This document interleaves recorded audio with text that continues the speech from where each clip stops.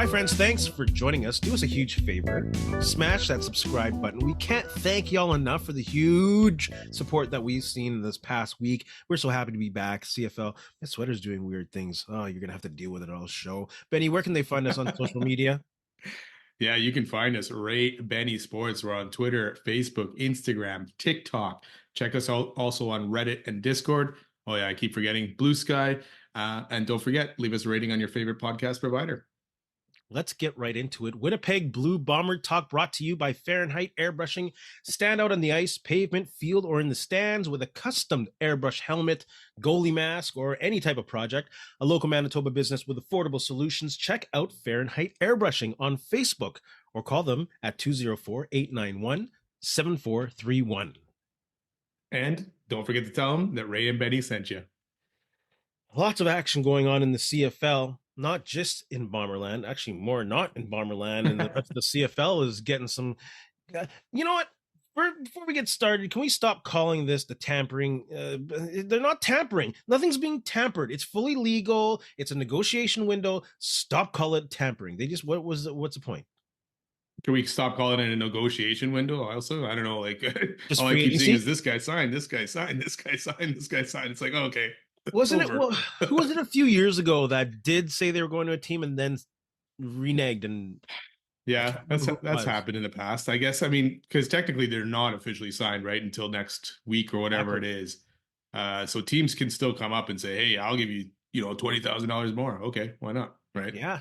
So that's why I find it funny that teams, or I mean, a player would probably go, "Oh, it's not done yet," right? Yeah.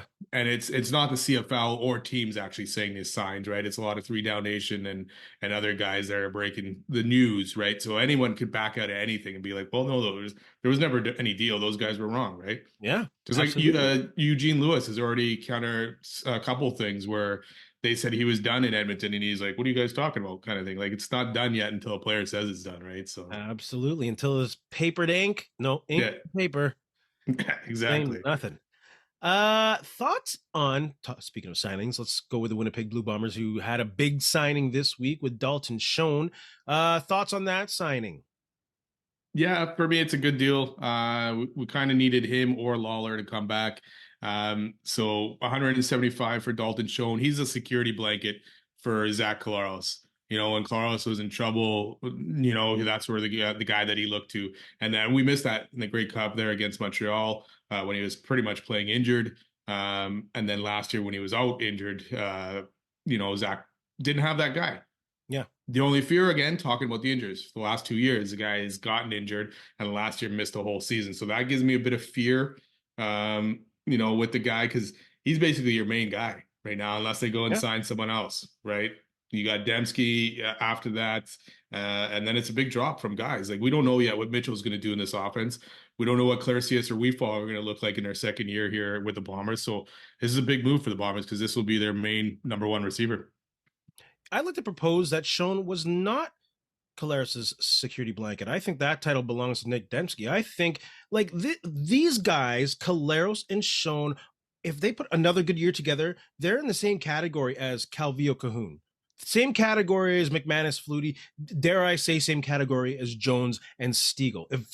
If he can stay healthy, it'll really open up the offense, and it'll definitely give Collaros more confidence that he has his number 1 guy there. Yeah, big signing. Great to have him back. And of course, the injury concern is going to be there. 2 lower body injuries that took him out. 1 the whole season pretty much after 2 games. Yeah, it was quite a bit, and I don't think they ever said what it was really, right? They didn't specify was it ankle or something, but yeah, that's worrisome a bit. But I guess it's football, man. People are going to get hurt no matter what. Guy can play 6 straight years, no injuries, and all of a sudden the next 3 years he's getting hurt. So it's just part of football. I think it was ankle the year before in the Grey Cup when he tried to play in the Grey Cup and he really wasn't a factor. So I think Biggie tried to pull through that one as well. That was a tough Grey Cup. We'll talk about Grey Cup. That loyalty by Mike O'Shea playing those guys. We'll talk about Mike O'Shea in a bit and the Grey Cup in a second. We're talking about the Grey Cup, eh? Oh, we'll talk about the Grey Cup. Bombers, we'll figure it out. On a scale of 1 to 10, with the recent news we're hearing about Kenny Lawler, how confident are you that the Bombers are going to sign Lawler? 1.2. I think the writing is on the wall. Um, he did the grass is greener thing, and then he regretted doing that. But I don't think they're gonna reject it this time. I don't think he's back. Yeah, I had a 2, and then I'm dropping it to a 1 because I just saw a report from Jeff Hamilton of the Free Press that's basically saying the Bombers don't expect him back, and Lawler has told him he's probably going to accept an offer somewhere else. I was holding out hope here that somehow they would circle back, and maybe they're letting him check out his options, see what he can get on the free agent market, and then he could be like, okay, well, I'm not going to get much more, so I'm going to come back to here. But also maybe the factor, maybe Kevin Burgoyne going, the wide receiver coach is another factor, and maybe Lawler not coming back or wanting to move and see what his other options are. Mm-hmm. I'm not overly concerned here. Obviously, Lawler is a fantastic receiver. And you know what? If Schoen wasn't back, I'd be like, let's get Lawler because you needed one of those two. You really needed one of those two. There's a lot of wide receivers still on the open market. Obviously, probably not as good as Lawler, but guys that can put up some good numbers in the CFL. So if they can grab someone like that or someone guy middle of the pack, I think the Bombers wide receivers will be fine. You got to save that money for other positions for the Bombers. We, Yes. we saw last year we spent all this money on wide receivers, running back. It didn't help. When it came down to it, the defense of the Argos was better than the offense of the Bombers. So Yeah. to me, that's your focus. I think they got something in Wheatfall. I think there Yeah. were flashes there, and now hopefully he'll get the opportunity to be one of those go-to guys. Maybe he'll Yeah, be the because big body that Wolatarski was. was But he playing in Lawler's spot when Lawler was out? I believe When he so. was hurt? Yeah, Yeah, right. he So, stepped right in there. yeah. Or was it Wilson that moved over? Either one. Either way. No, no. Was Wilson playing more Sean's spot? Hmm. Yeah, I think so. Memory's not Should, that good. who should be the number one priority on the Bombers' free agent list that they have left there? I'm going to go Liam Dobson. They got to get that O line set. They got Stanley Bryant. They just signed Eric Lofton. But I think Eric Lofton might be the succession plan for Stanley Bryant. If he puts another strong year at right tackle and he, has that tutelage of Stanley Bryant, maybe next year he is going to be protecting Colaros's or whoever is back. Yeah. So I like that. I like having him. He's going to come into his own, just turned 30, 31. So they got to get Liam Dobson, hometown boy. Hopefully they'll get maybe a little bit of a hometown discount for him wanting to stay at least one more year to win it at home. But, they got to sign him, even without the discount. Spend the money that you're saving on players that you missed out on. I do agree here. That's the guy. Because, I mean, looking at the whole list, there's really no one else that the Bombers really need to go out and, from their own free agent list to go out and sign. Liam Dobson's a guy, Canadian offensive lineman, playing guard, had a great season, still a young guy. You need to dump any money you're saving on not bringing back Lawler, Big Hill, Brandon Alexander. Wolatarski. I'm assuming Alexander's gone. Wolatarski. Yeah, you got to dump it into Dobson and make sure he stays here because right now the Bomber signings they're pretty thin, right? They've gotten their own guys signed. They've signed a few guys from outside the team, but you got to keep Dobson again, younger guy.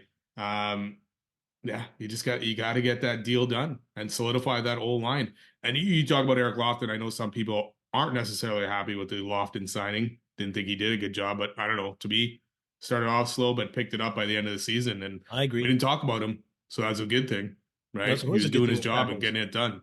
So I'm good with that signing, and I'm good. If you got Gabe Wallace coming back, Randolph coming back, I'm good with this whole line. If you get Dobson signed and do Yeah. whatever it takes. Neufeld's coming back to take his spot. Newfield, yeah. Yeah. My personal choice, you said Brandon Alexander at safety, probably not going to be back. I really want to see Brian Cole at safety. Like this dude is an athlete. He's a playmaker. He came in as a receiver, I think, out of college, and then he moved to defense. Now he's playing linebacker. I think he'd be great at safety. Obviously, he need the reps and he'd need time to adjust. But you have coaches like Jordan Younger and Richie Hall who know what they're doing. So that's what I personally would like. Yeah, I mean, there are still some options out there for safety guys that have more experience in the position. I don't know what Brian Cole would do back there. It'd be interesting. I wouldn't put all my eggs into his basket kind of thing for the safety position, but I do believe one of the or Hallett's are both back or Noah's back or signed. Or is he a free agent? I can't remember. So Man, I want to see a playmaker back there. yes, oh, Come you need, on. yeah, Like, you need someone like Brandon Alexander back there, right? The guy that put fear into people that coming across the middle that they were going to get crunched, making that yeah, catch and that they were going to pay for it. They may catch the ball, but they were going to pay for it. So you need to definitely need someone like that. Cole's a hard hitter. Dude, play receiver. Dude knows how to track a ball. Come on. Give him a shot. Let's train him. I know. Safety and training. Thoughts on James Vaughters signing? Yeah, I like it. Guys, I mean, he's 32 years old, so he's getting up there. Has had some good years. What did he have last year? 5 sacks, 32 tackles last year with Calgary, couple forced fumbles. So he's done well there. And you know what? You open up, he knows, and he even said it, Willie Jefferson's going to take a lot of the focus. So that opens him up to make some noise. They ended up losing Celestin Haba and Taiwan Garbett now. So the depth really isn't there. And I know those guys were hit and miss throughout the year, but the depth, to me, especially when you got a guy who's 32 and Willie Jefferson's getting up there in age as well, you have to find some depth now to fill in those positions and have backups for those guys. Plus, they're older. Even if they don't get injured, they're going to get tired. So that's the next focus for me is after this guy, find some depth guys that can come in and spell these guys. The scouting department has a lot of work to do. They have a secondary that they have to work on, especially after losing Tyrell Ford, which we'll talk about in a second. They have a D-line that is kind of in shambles right now. Like, I get it. Cam Lawson is coming back. He is going to move that needle. It's great to have him in the middle. But, and about James Vaughters, I think it's a great signing. He will also help Willie Jefferson on the other side, or they can put him side by side when they're doing the 3-man rush. Who knows? But yeah, with the loss of Haba and Garbett, they really have some depth that they got to figure out. So I like the signing, but still a lot of work to do on that D line. Thoughts on Peyton Logan signing? We have a returner. I like it. We have a playmaker that can fill in for Oliveira if he needs a break, if he needs a breath, I mean. So I'm a huge fan of the signing. I really liked him, how he played, and yeah, he can be a weapon for the Bombers. Yeah, I'm excited. Dynamic returner. I mean, the guy was average wise, what was he, fourth last year in returns, punt return or kick returns, and up there also, sorry, in punt returns as well. So the guy can definitely make some noise. He brought at least one back for a touchdown. But I also like what he can bring to the offense, like you said.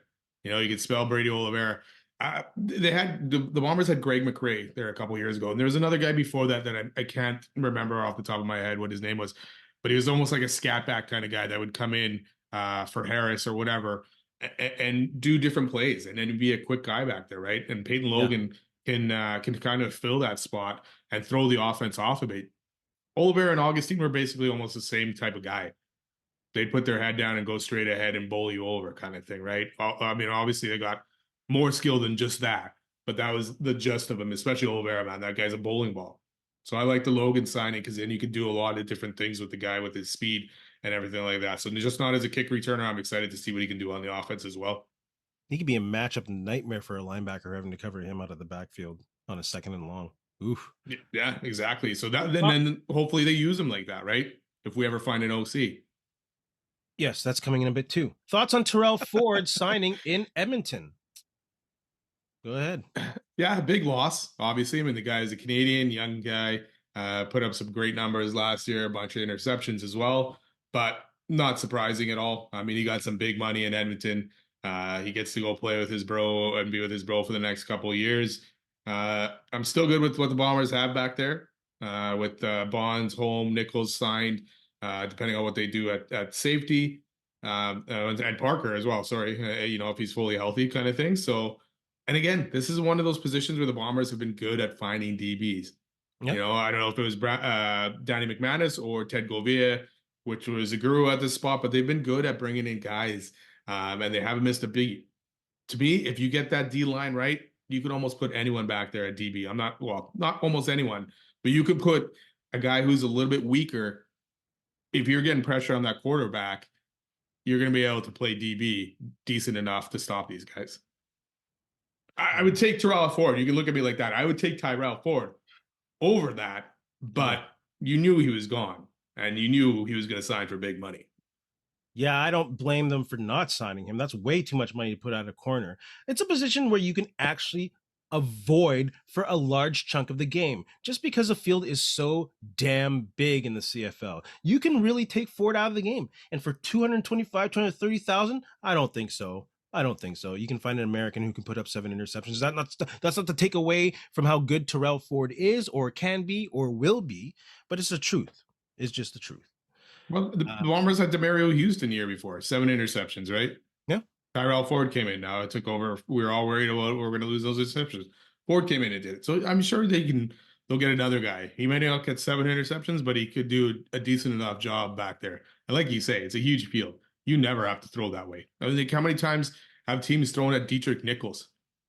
The guy's got barely any stats for the last 5 or 6 years, but he's good, right? He's locked down. He's locked Yeah. down. So it's like, but there's a lot of other options that you can choose from in that field. What is going on in Edmonton? And Hervey is going nuts.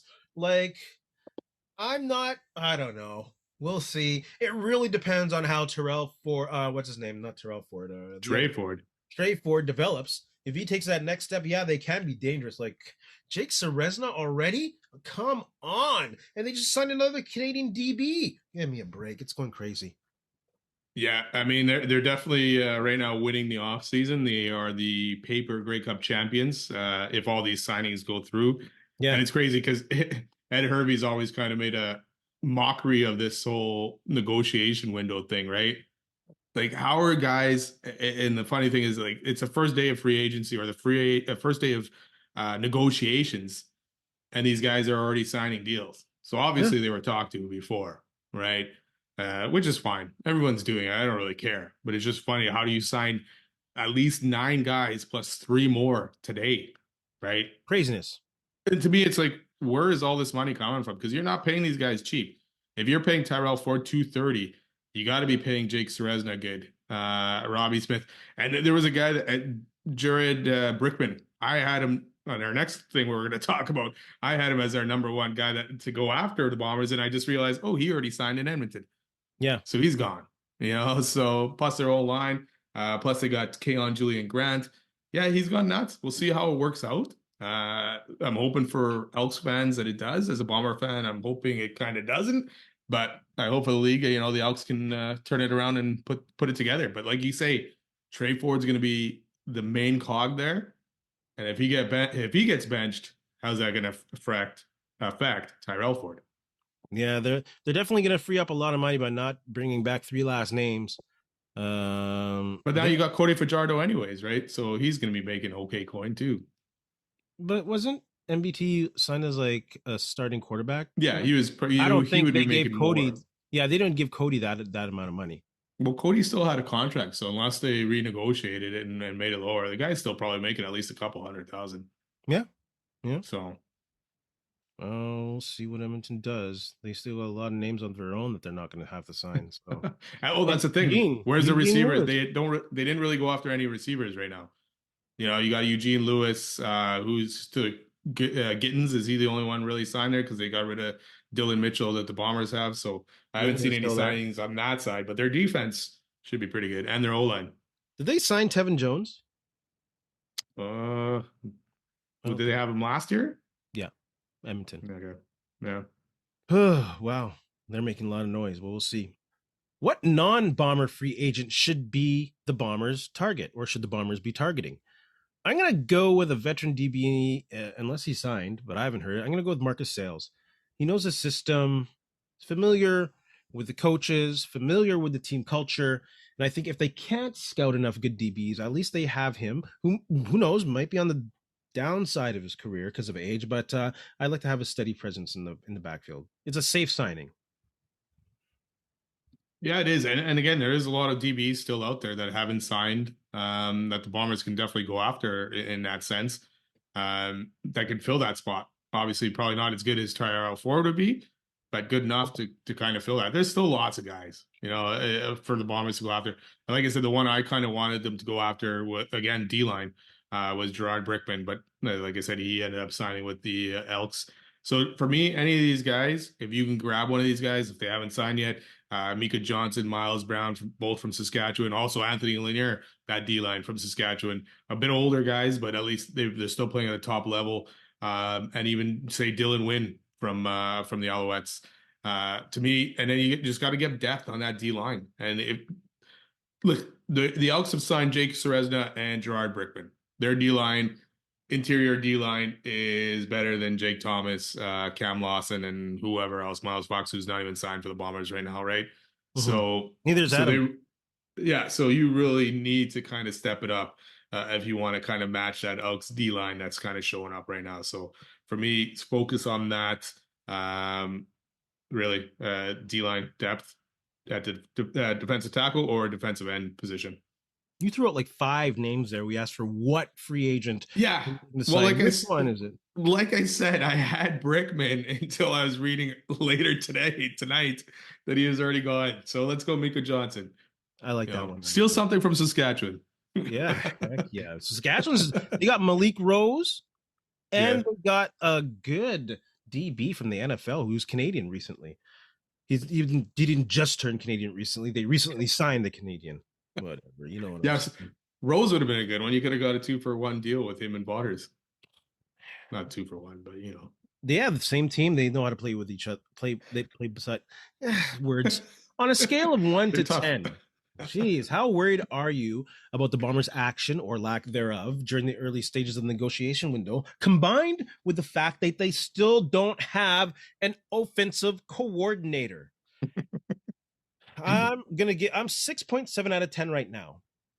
Signings, they've been all right. Combine that though with the Wolodarski and Biggie being unceremoniously let go, combined with big names committing to going elsewhere, combined with the odd situations of the Bombers not having the offensive coordinator, it's worrisome. Not with a capital W yet, but it's worrisome. It's hashtag for the W. W isn't worried because losing Hava, man, Seresna. Yeah, I'm worried. It's not looking like I said. I'm excited to see Cam Lawson coming back, but the Bombers weren't proficient at getting to the QB, and them lacking that depth. Now I am worried. 6.7 out of 10. Yeah, the Bombers D was pretty good last year. Their worst spot was getting the sacks, right? So everything else was good. And now if you can grab the sacks and bring those up, hey man, that defense is going to be dominant. I'm still at a 4 right now, and most of that's because of the OC spot, really. The Bombers have signed their guys. Now, the first wave of free agency always is an overpay in every sport, right? Yeah. So that's what I'm banking on here, that the Elks have gone out and overpaid for a lot of these guys. Look at the Alouettes have basically done nothing either, right? They're kind of sitting back there and kind of waiting. I'm more concerned or more looking at now the second wave. Once these guys are signed, like I said, there's a lot of DBs, there's a lot of D lines, there's a lot of guys still out there. Yeah. And now they didn't get that bigger contract. Hopefully now you can get him on the second time around and get him for a little bit cheaper. And now instead of one guy, you can grab 2 guys, right? And that depth, and you got these veteran guys. So that's what I'm looking for. And then the other spot that hopefully they can address is they need to get a good backup QB, someone that they can trust and someone that they can put in if Zach Collaros gets hurt. The guy's getting older. You need a good plan. Jake Dogal is not it. They didn't have faith in Terry Wilson last year, obviously. And I'm sorry, as much as I love Chris Streveler, he wasn't the answer really either because they didn't really trust him to throw. No. So they need to fill that position as well. Shea Patterson? That doesn't excite me at all, really. How about that backup from Toronto that played well against the Bombers a couple seasons ago? Dukes? Yeah. Yeah, I mean, I'd look into him, but again, the Argos ended up, tossing him to the curb as well. And Dinwiddie's he's a good quarterback coach. Like he's good, obviously coach, but he knows his quarterbacks kind of thing. So if he's tossing that guy to the curb, I don't have much faith in the Bombers turning that guy around. Oh boy, that's thin. Mazzoli. Yes, Mazzoli, that's the one. Yeah, I'd be good with Mazzoli. I know him and Zach have some history too as well. I believe they've played together in the past. So yeah, and the guy. Yeah, I mean, he came in and filled in well for Ottawa. I don't know how well he would do as a full-time starter, but when he played games, he looked decent last year. Who's going to be coaching him with the Bombers as OC, quarterback coach? We don't know. Still waiting. What's going on? Maybe they know, but they're not telling anyone. Why they do that? I don't know. That's crazy, though, man. You look at every CFL coaching position, and it gets filled pretty fast. Yeah. right? It's a small league for the most part. They just, grab some guy from that team, or promote from within. It's like, I don't what's know going what's on at going this point? on. I mean, at least the season's not starting for another a few more months, right? But you think it would help with this free agency, especially on the offensive side of the ball. If you wanted to bring someone else in from somewhere else, they're gonna be like, "Well, who's your OC? What kind of offense you running?" Yeah, we'll let you know in a month. Yeah, we'll figure that out. Okay, yeah, I'm on board. Give me a break. What is happening? That's why I'm at a 6.7. Yeah. I Well, that's my biggest concern. It's not the free agents. It's right now. It's like, who the heck's gonna run this offense? like if they don't have an OC going into the draft and offseason workouts, I'm gonna be at 10. I'm Oh gonna yeah, be at 10. yeah. Just for that, yeah. Bomber fans, on a scale of 1 to 10, how worried are you about the Bombers' action or lack thereof in the negotiation window? And no OC. Let's talk about the Grey Cup. Let's pull off the band-aid. It's been a couple weeks since we've talked about the Grey Cup. Why not? The Bombers are currently on a 3-game losing streak in the Grey Cup. Who should shoulder most of the blame? For me, I gotta say the head coach, Mike O'Shea. Um, what? Ultimately, it comes down to him making sure that the offense and the defense and the special teams has a solid game plan in place. And Mhm. he has to look at those and go, okay, yeah, that sounds good to me. I know it's not his expertise. I know offense is not, special teams is. Defense, for the most part, he's played that position. Offense, not really. But he should know and be able to look at it and go, okay, that's going to work. Yeah, let's go with that. Oh, what are we going to do if that doesn't work? He's got to have some game plan in there. So for me, I think it falls on his shoulders. I mean, he's the main Yeah. guy. Even if we think the offense didn't get it done and Buck Pierce was running that, O'Shea's the guy that led that team and went with it. And he's also part of the decision to put Zach Collaros back in that game, especially the last one. Yeah. Maybe not the first two losses, but the last one, putting Zach Collaros in where he could barely grip a ball. Ugh. Maybe you shouldn't revisit the Grey Cup. I'd also have to say Mike O'Shea. A little less on the game plan and a little more about the culture going into these past 2 Grey Cups. This has been a very unfamiliar team that we've seen go into the past 2 Grey Cups. The first one that they lost out of the 3, I kind of felt that they were in good shape. I thought they were going to win. That was an upset to me. But the last 2, they've come in uncharacteristic. Like we've said this about the last game with Zach Collaros going on this expletive filled rant before a game. It just didn't seem like that were the Bombers that won 2 Grey Cups in a row. And it can't be just about winning in Iverwin or whatever it's called, Tim Hortons Field. There's something going on. I don't know if they're getting it in their heads now about losing the Grey Cup and not being there, but there just seems to be a different approach. And I don't know if he has this team focused. They came out slow. I thought eventually the game plan was well. They dropped a lot of balls. They had, everything was going wrong for the Bombers that day. So it's just the team feels a little different. The team that was in the Grey Cup did not seem like the team that went on an 8-game winning streak within the season. Yeah, because I think they're probably looking back when we lost the last 2 Grey Cups. Let's kind of change things up how we handle this a little bit. And No, they didn't go it the right way. why do And you do that? What happened to yeah, going 1-0? Like he yeah. said every week of the way. Like did he let the players decide to control the vibe going into this last Grey Cup? I don't know. And some players said they had a different approach. I think Willie Jefferson said he was going in with a different approach, or I could be wrong. I don't want to be misquoting Willie Jefferson, so I could be wrong, but there's something different. I am not questioning Coach Osei's abilities. He's undoubtedly one of the Oh best yeah. CFL coaches of Oh, for all time. sure. I'm just questioning the last 2 Grey Cups and the preparation and the mindset of the team.